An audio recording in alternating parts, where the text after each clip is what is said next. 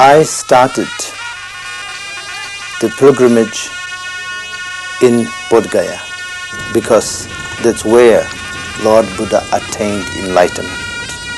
And I wanted Buddha's blessing for the pilgrimage. He is the 12th Thai Situpa, one of Tibet's most revered Buddhist leaders. To many, he is a living saint. The Rinpoche has come to Buddhism's holiest shrine to launch a worldwide pilgrimage for peace. I believe that every person have responsibility for everyone else. Therefore, it is very important for each individual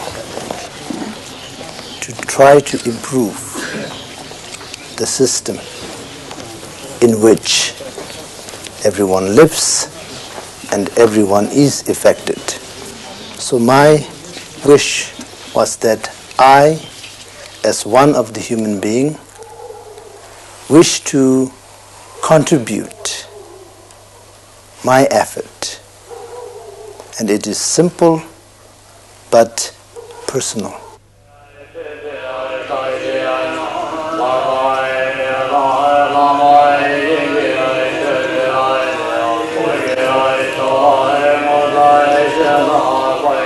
In the gardens where Buddhism began some 2,500 years ago, the 38-year-old Rinpoche led a puja, or prayer, to invoke the Buddha's blessing for his pilgrimage for world peace.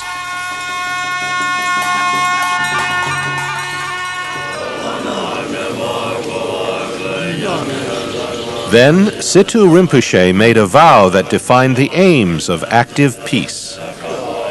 We will pray for the peace of this planet, not only as absence of war, but better environment and better education and better kind of social condition which will produce a good human being, a happy human being.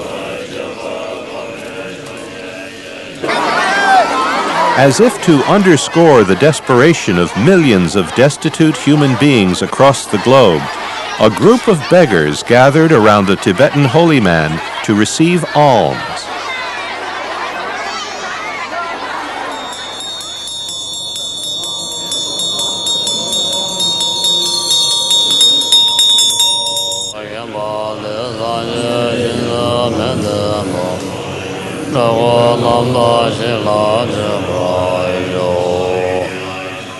Late that evening, Situ Rinpoche blessed his Tibetan followers, some of whom had journeyed 2 days by bus to help him launch his pilgrimage. From India, Rinpoche would lead the pilgrims to Italy for an exchange with Benedictine monks, the first steps on the road to active peace.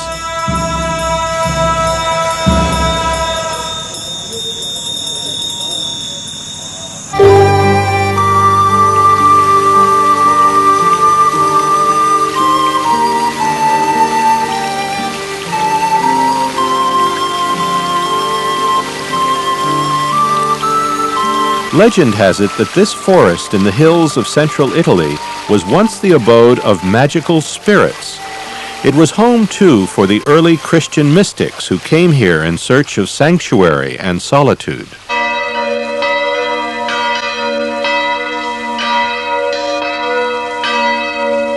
In the year 1025, a Benedictine monk named Romaldo founded the monastery at Camaldoli.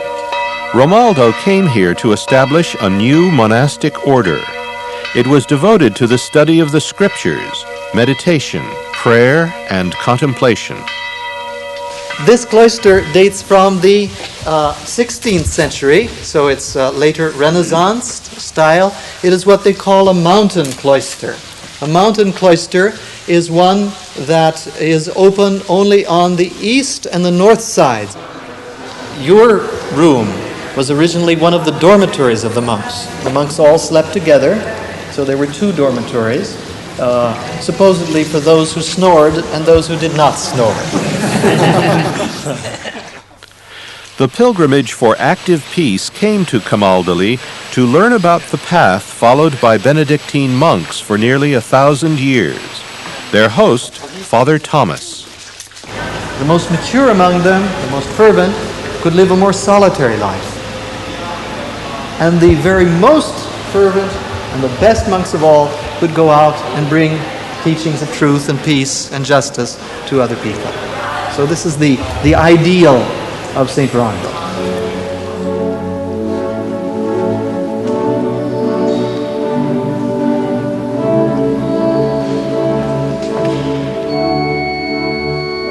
So the monastery served this purpose for novices, young men, to be trained in the spiritual life, for the oldest monks who were decrepit and weak and had to be taken care of physically, and also for those who served the poor and served the needy and the guests who would come to the monastery.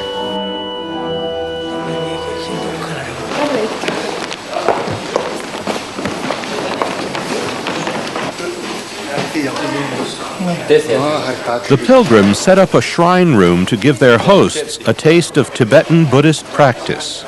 In monastic system, individuals who play music are the junior monks.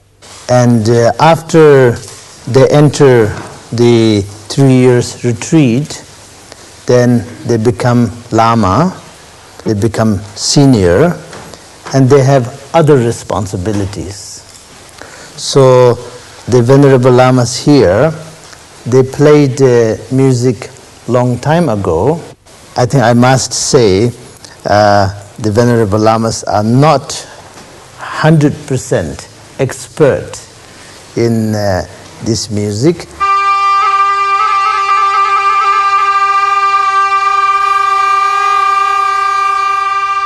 Every sound have its own impact onto the mind, the attitude of the musician, and the nature of the sound that the instrument makes. This will affect both the person who is doing it as well as those people who listen to it. This is too small segment of the long prayers and rituals and ceremonies. This will go on for 10 days. And this is performed at the end of the year in the winter. So there's some glimpse of these rituals will be shared with you.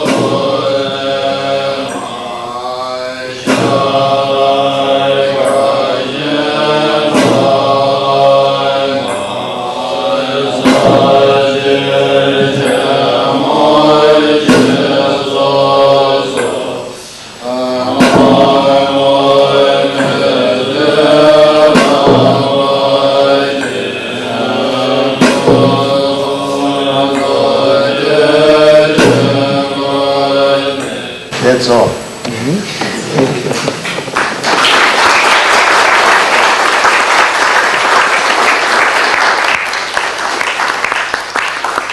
We started very young. Yeah, when I was young. At what time? What age? About 10 years old. Much noise? I think you got the idea. Yeah, isn't that it?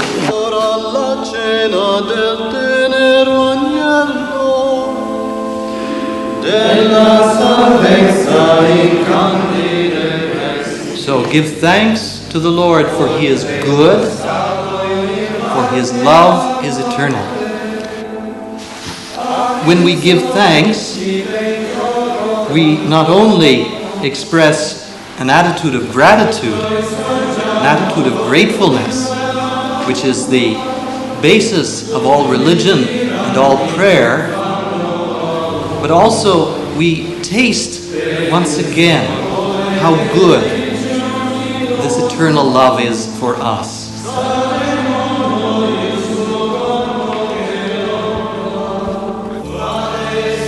Given the differences between Buddhist and Christian practice, was it possible to understand one another?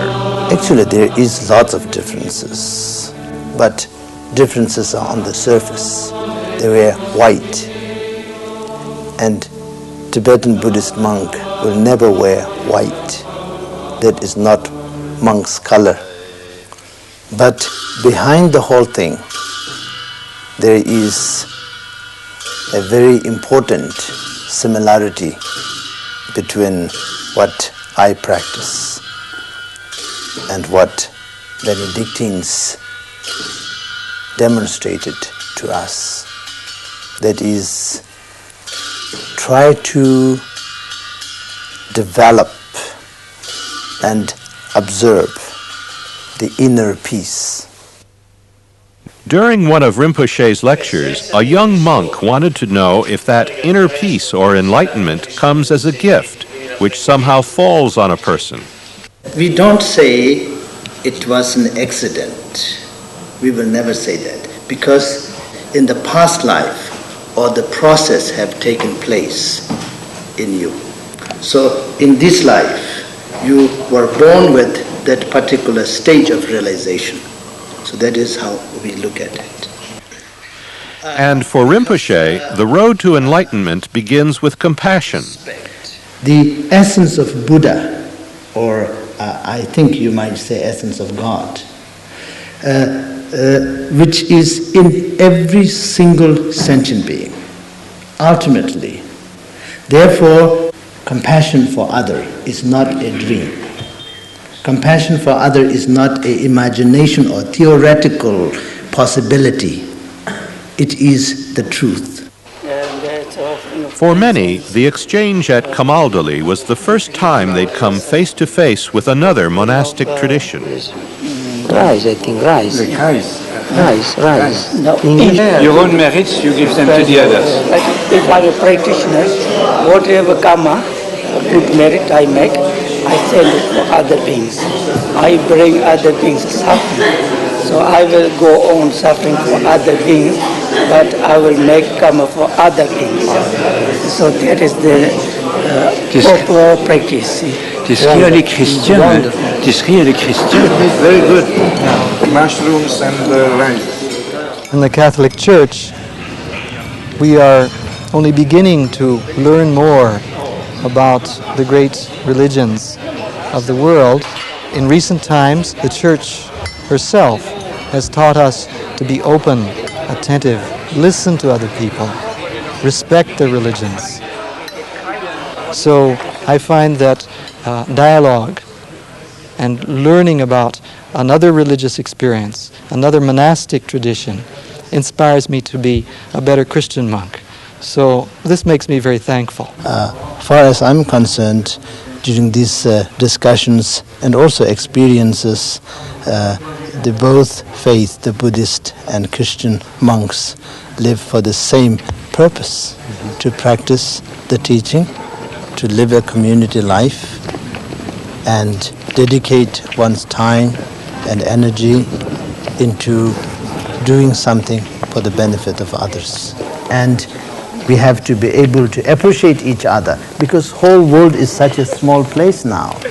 And it is just like we all living in a dormitory.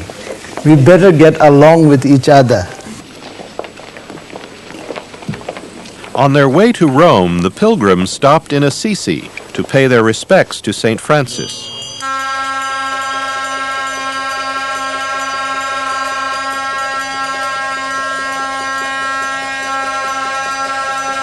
The pilgrims were moved by the example of St. Francis, who renounced a life of wealth to dedicate himself to the poor and sick.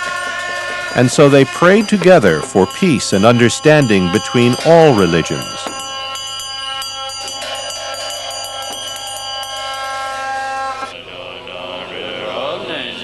The spiritual life of these Buddhist monks, it seems to be really deep.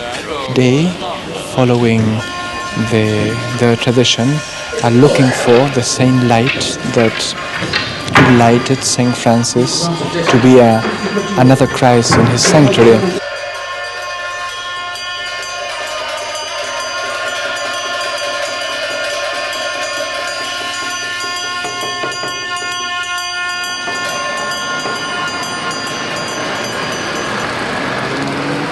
The next stop on the pilgrimage, Rome. Here, Rinpoche explained to a Roman Catholic youth organization why peace was more than just the absence of war. We can be peacefully extinct, with present situation. We don't need a war to destroy everyone. The rate of pollution of the air, destruction of the ozone, contamination of the ocean, all of these things happening in such a quick and rapid and epidemic way. So in 20 to 50 years, maximum 100 years, this planet will not be the same place. The grandchildren of our generation, they have a terrible place to live. And maybe they wouldn't exist. So because of all of these reasons, we have to actively involve in the actions that will benefit the humanity, not destroy it. But somehow, with due respect, with all the respect, we become lazy. I'm sorry, but many of us, I also have been one of them, and still I am in many ways. So we become lazy, and we don't bother. We just say, okay, but what can I do? This is very wrong, because I have seen and I have experienced it, that one person makes difference. If we, with proper intention, attitude, meaningful thinking, if we somehow use everything that we know, then we can become that one person who makes the difference. Now, I like to say a short prayer, a Buddhist prayer, and this is written about 7th century, and this is a very important prayer for all of us, and it is specially for the peace.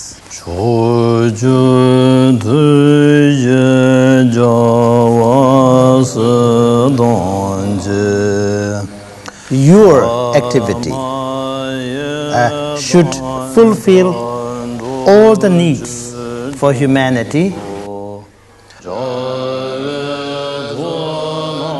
The pilgrimage for active peace should become one of the many service and beneficial activity for humanity.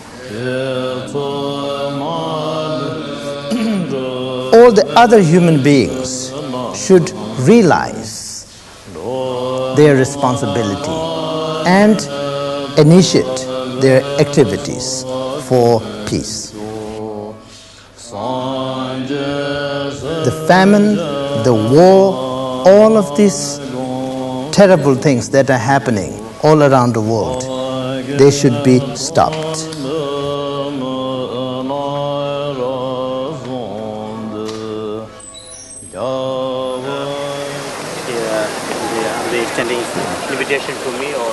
Rinpoche ended his pilgrimage to Italy, where the Catholic Church began, St. Peter's. I'm pleased to have this meeting with you, monks of the Christian and Buddhist traditions. I greet you Rinpoche and the monks accompanying you on your peace pilgrimage. You are welcomed by Benedictine monks whose motto is precisely Pax, peace. You have encouraged one another to promote this peace of which our world is in such dire need. Yes, God bless you.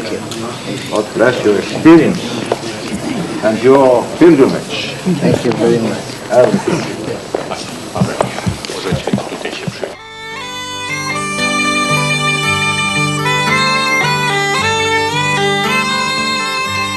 From Italy, the pilgrims headed to more familiar ground, the border hills of Scotland.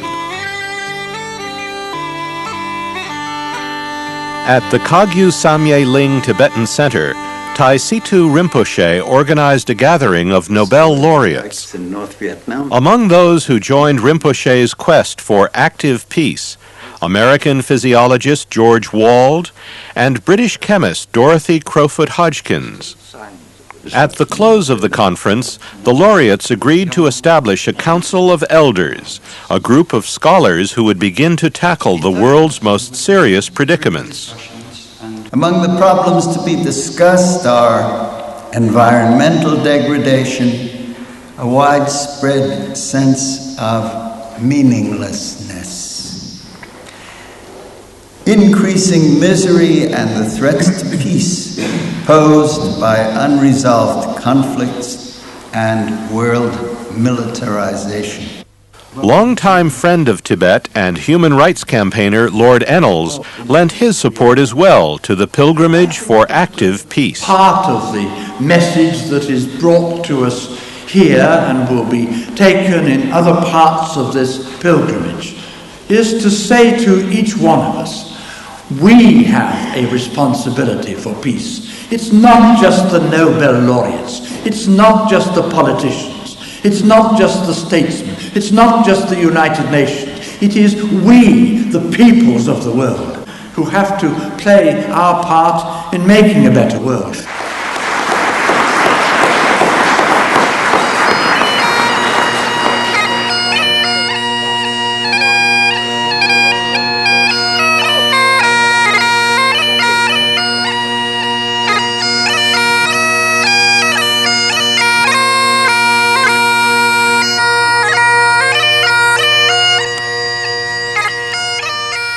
The Nobel laureates and other guests joined a procession to the site of a future peace pagoda.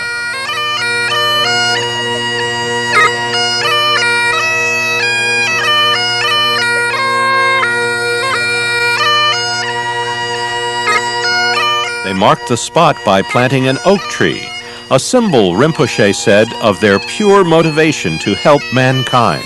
I believe that the religion, Buddhism, as well as all the other religion, the only reason for its existence is for the benefit of others.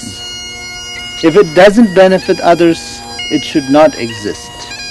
So, as a religious person, as a person involved in religion, I definitely pray that from this time onward, that every religion should be for the benefit of people.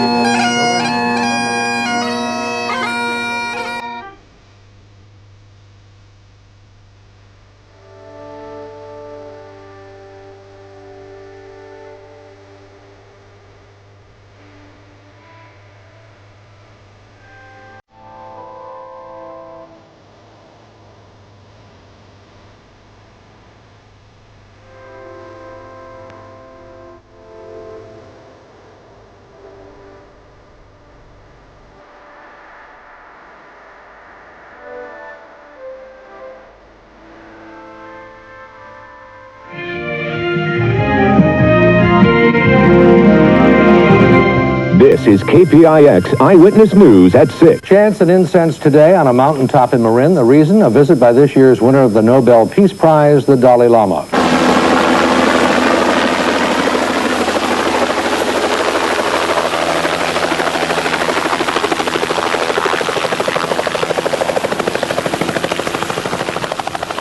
Before I began the actual launching of the pilgrimage, I requested His Holiness Dalai Lama's participation. Please keep moving. And he accepted to participate.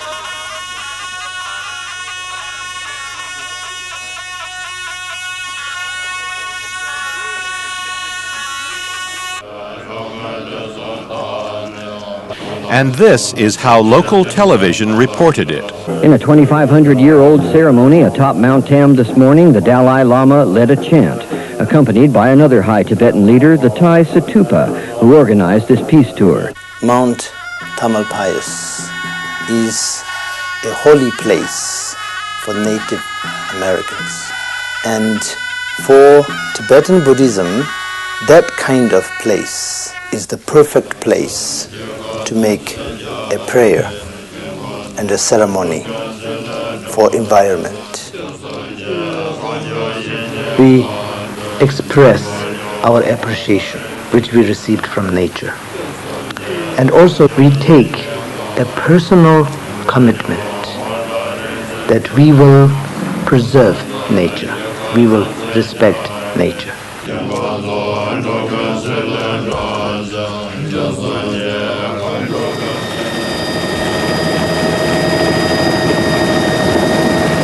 The gods invoked and the environment blessed, the pilgrims came down from the mountaintop to attend an interfaith service at San Francisco's Grace Cathedral.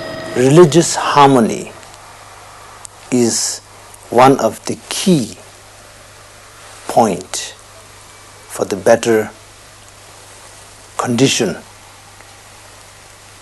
for human beings. And religious disharmony is one of the most dreadful things.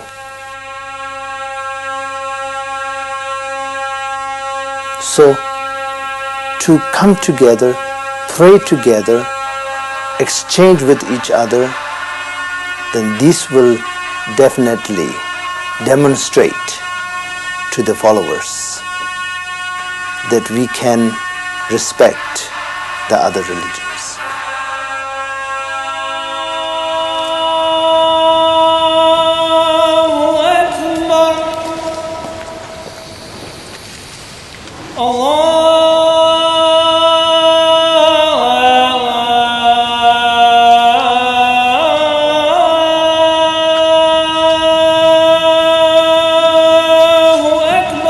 Let us pray.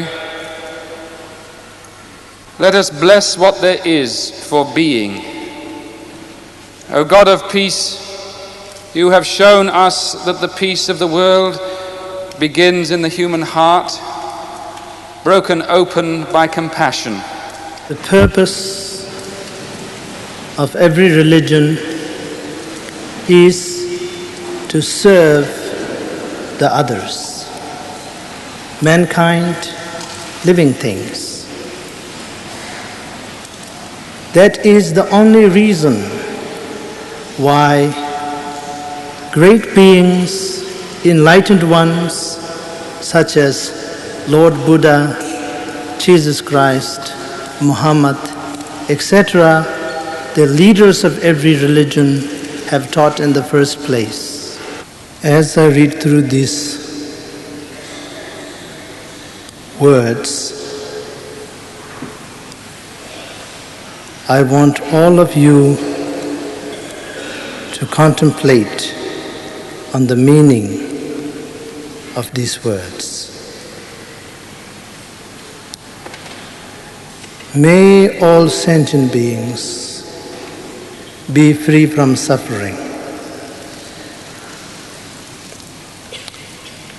May all sentient beings be one with happiness.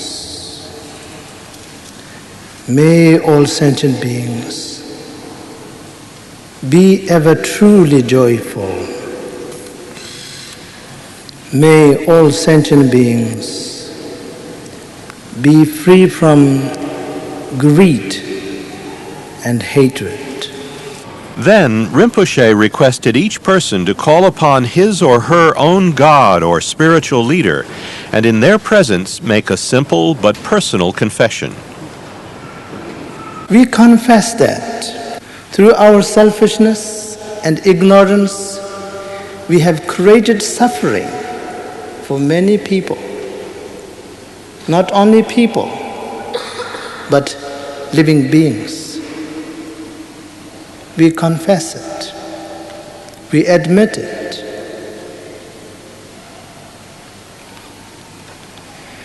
After confession, we acknowledge, although from time to time we are ignorant, how ignorant we can be, but deep inside each one of us, there is perfect potential. The potential of compassion, the potential of wisdom. Then we take a commitment.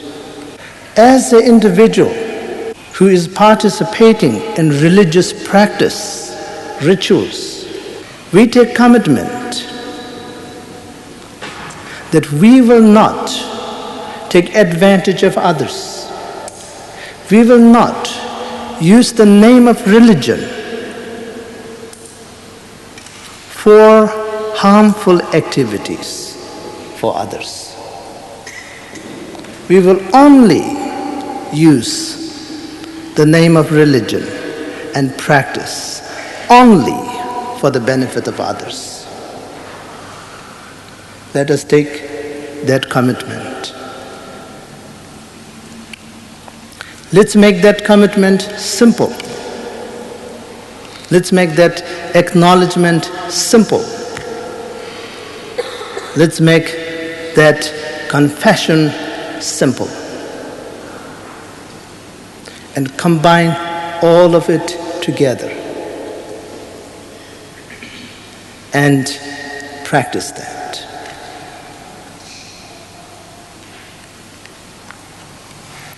So let that be our meditation. Let that be our contemplation.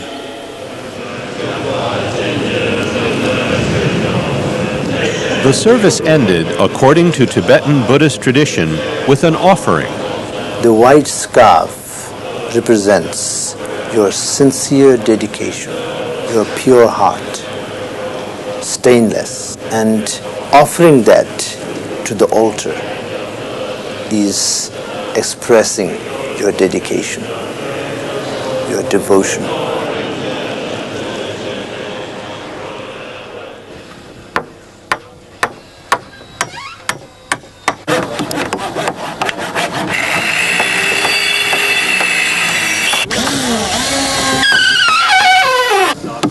From San Francisco, the pilgrimage for active peace headed north to hold a ceremony for the environment at Mount Shasta. It's like an Indian power center, I believe. What does that mean? The Native Americans, I'm not sure, just a very spiritual center, a lot of energy. Maybe they believe that their spirits live here. Yeah. It's a feeling thing. You come here and you feel good. How can you explain it? Yeah, right. There's some places on the planet that are like that. Some places you don't feel, at least for me anyway. For our belief, the mountain is a living place for people, for animal, for spirits. And this is home. This is where the foods come from. It is like a mother, it is like a father. Man is part of nature. But wise men should respect nature, should not destroy nature. destroying the nature is destroying part of himself. And so they came, to be in the presence of the mountain and the holy man from Tibet. I'd like to hear his message about peace and the environment and how we can all help the world.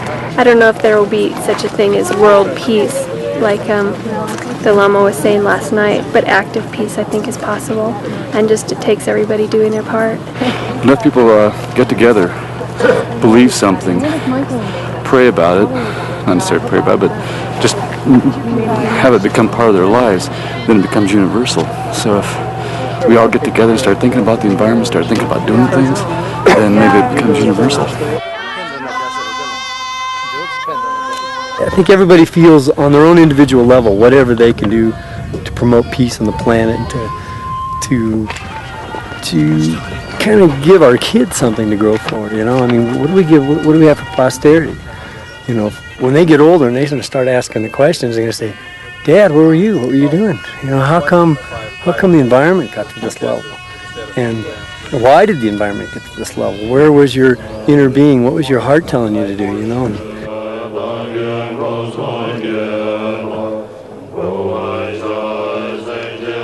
We make offering and we confess whatever we could have done wrong to the nature, and we take vow that we will do our best to protect and respect the nature.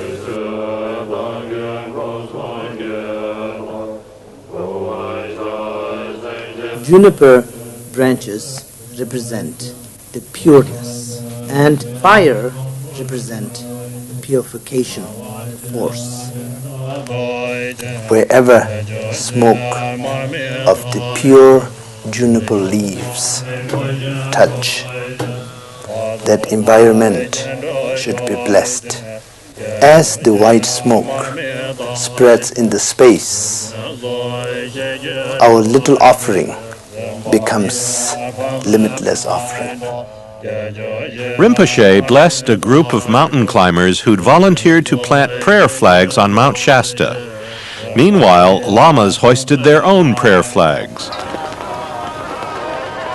As the wind touches the prayer flag, then the wind is blessed by the prayer, and wherever that wind goes, the prayer goes there. And whoever breathes it, whoever lives in the environment will be blessed by the prayer. I'd like to express our appreciation for the spirit of this place. They have given us a perfect day, but they recognize our intention.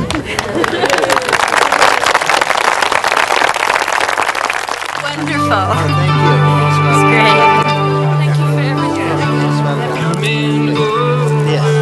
Thank you for everything.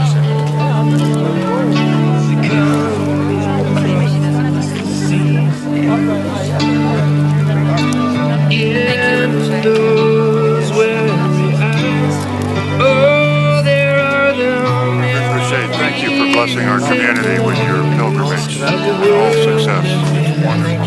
Thank you. Lots of prayer. Rinpoche, this environmentalist, I feel a lot more encouraged. Thank you. We all do our best. Also, never stop. Yeah. I'll try. Much for coming. Many people came here. They didn't know why. I see. You gave them the purpose.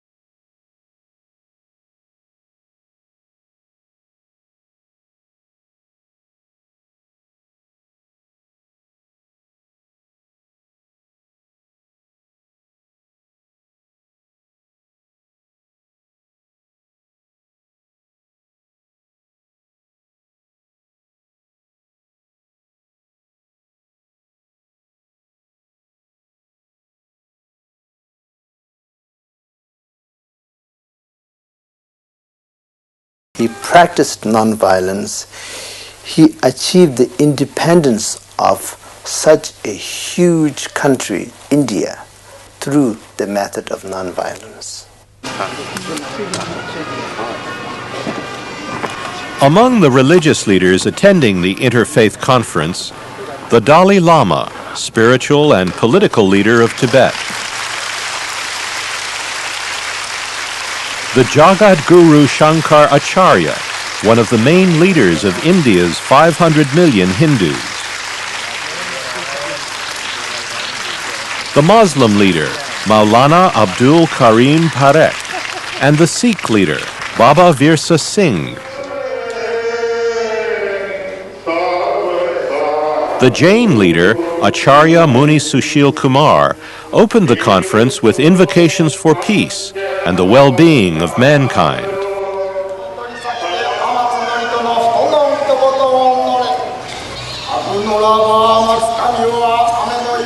And a special guest from Japan, Nobumichi Konko, performed ancient Shinto rites for peace and harmony.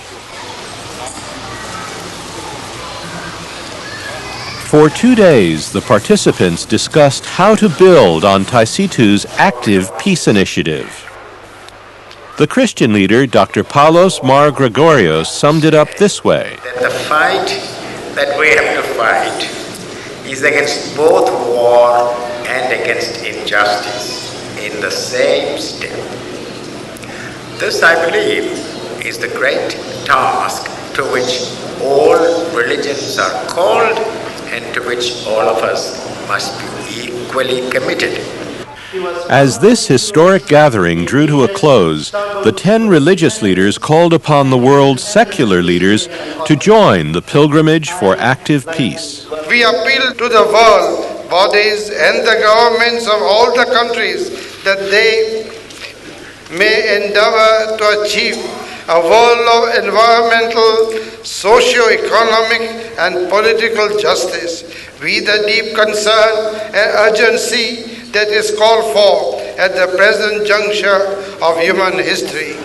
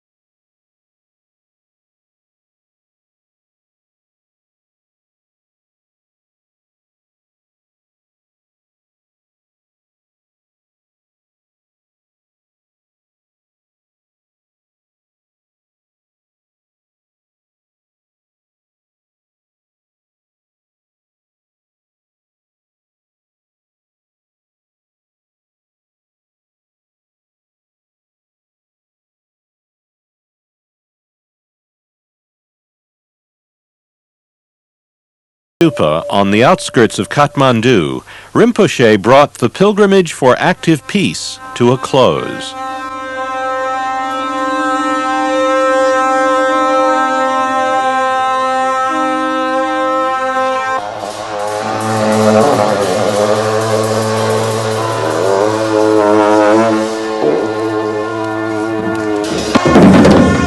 I personally find this is very auspicious that we begin the pilgrimage in Bodh Gaya, where Lord Buddha attained enlightenment, and then end in Nepal, in which country Lord Buddha was born. Elaborate procession is gesture of respect for the holy place and the event itself. It is not just a show. It is sign of respect, a gesture of respect.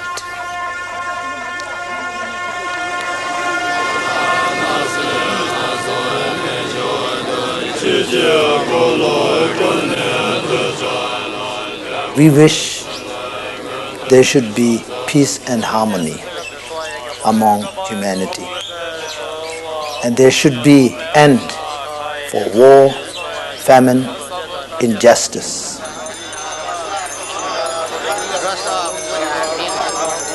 Nepalese Buddhists of the Vajrayana tradition joined Rinpoche in his prayers. There should be constant and continuous active peace or development of wisdom and understanding and positiveness among people, among religions, among nations, among ideologies. And this is why we have to do something like a pilgrimage, to pray